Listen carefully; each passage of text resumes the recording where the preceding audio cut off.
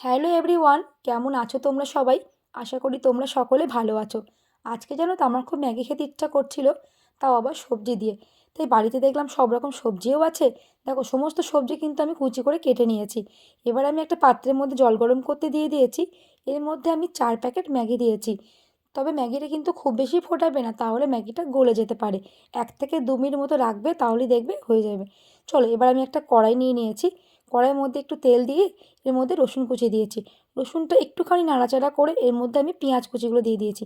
ততক্ষণে দেখো ম্যাগিটাও আমার হয়ে গেছে।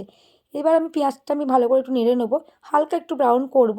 এরপর আমি সমস্ত সবজি কিন্তু একবারেই দিয়ে দেবো। মিনিট 2 কি 3 মতো আমি নাড়াচাড়া করব, খুব বেশি কিন্তু ভাজবে না, তাহলে খেতে ভালো লাগবে না। এবার এর মধ্যে নুন মিষ্টি দিয়ে দেবো, ঝালটাও দিয়ে দেবো, আর ম্যাগি মশলাটা দিয়ে দেবো। এবার খুব ভালো করে সব কিছু একটু নাড়াচাড়া করে নেবো। এবার এর মধ্যে আমি অ্যাড করব সয়া সস, আর আমি টমেটো সস দিয়েছি। চলো এবার ভালো করে সমস্ত সবজিগুলো মিশিয়ে নেবো। দেখো অনেকটা কিন্তু সেদ্ধ হয়ে গেছে।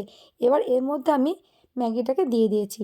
ম্যাগিটা কিন্তু দেখো আমি যেমন করে নাড়ছি ওরকম করে আলতো হাতে নাড়বে, তাতে কি হবে ম্যাগিটা দলা পেকে যাবে না। চলো আমার ম্যাগি তো হয়ে গেছে। এবার হাজবেন্ডের জন্য একটা বক্সে তুলে নিয়েছি। শসা লঙ্কা কুচিতে ডেকোরেশন করে দিয়েছি। কেমন লাগলো তোমরা কমেন্ট করে জানিও।